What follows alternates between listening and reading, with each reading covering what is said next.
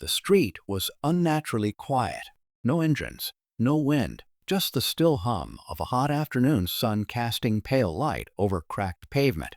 At the corner stood a boy, no older than 10, his hand shaking as if the world itself had turned cold. His gray hoodie hung loose, jeans worn at the knees, shoes dusty from running. A shadow moved toward him, a man with weathered arms wrapped in tattoos and scars that told stories no one dared to ask about.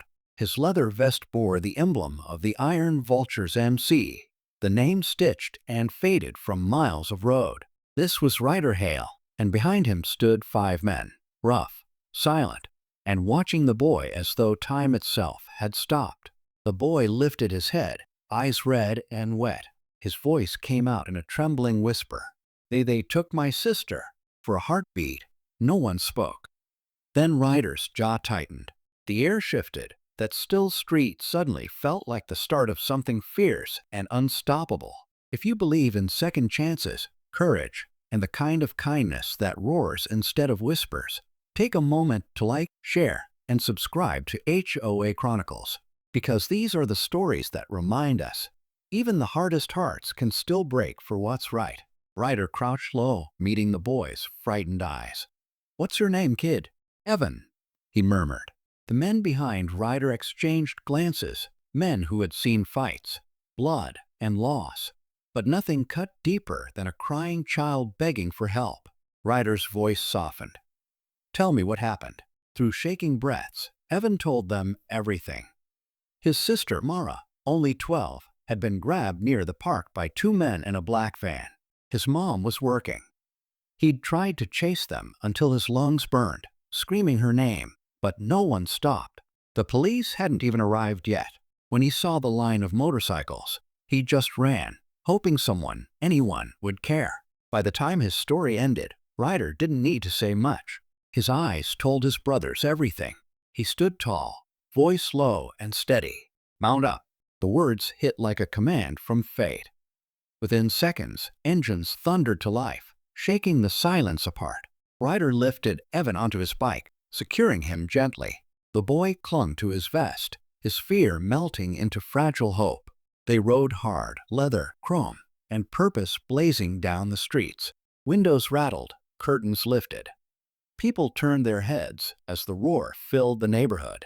Some whispered, "The angels are riding again." 20 minutes later, a call came through from Ryder's contact, Vince, eyes and ears on every corner. A van matching the description had been seen speeding toward the old docks by Route 9.